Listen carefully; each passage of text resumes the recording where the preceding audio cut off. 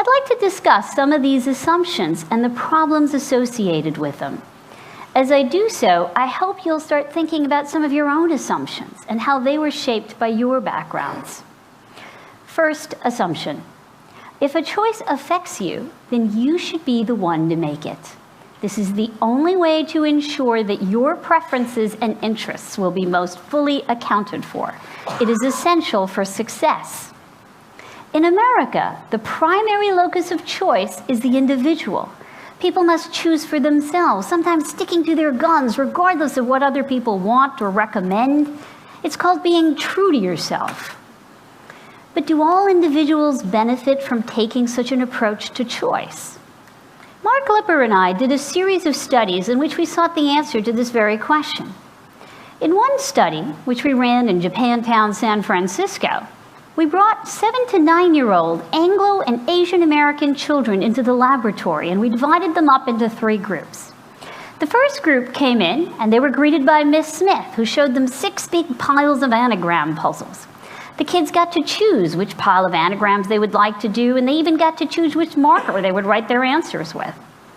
When the second group of children came in, they were brought to the same room, shown the same anagrams, but this time Miss Smith told them which anagrams to do and which markers to write their answers with.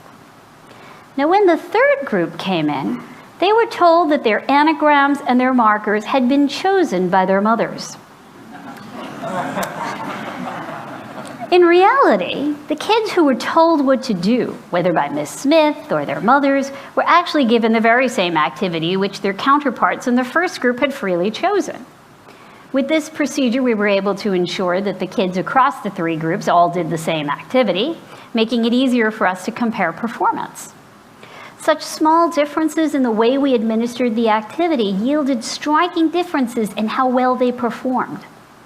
Anglo-Americans, they did 2.5 times more anagrams when they got to choose them, as compared to when it was chosen for them by Miss Smith or their mothers. It didn't matter who did the choosing. If the task was dictated by another, their performance suffered.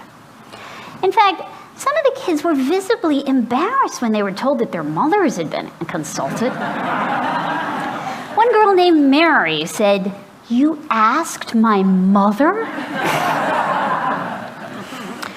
In contrast, Asian American children performed best when they believed their mothers had made the choice, second best when they chose for themselves, and least well when it had been chosen by Miss Smith.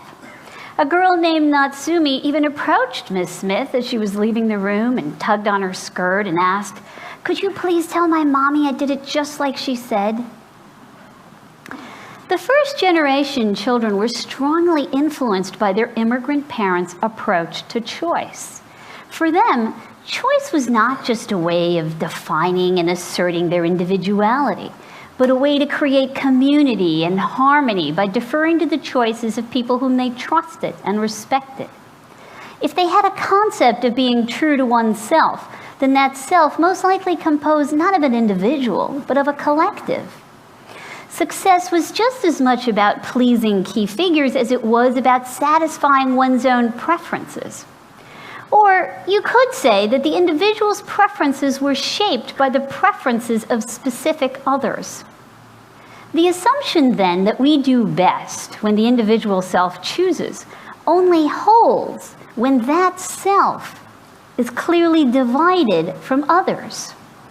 When in contrast, 2 or more individuals see their choices and their outcomes as intimately connected, then they may amplify one another's success by turning choosing into a collective act.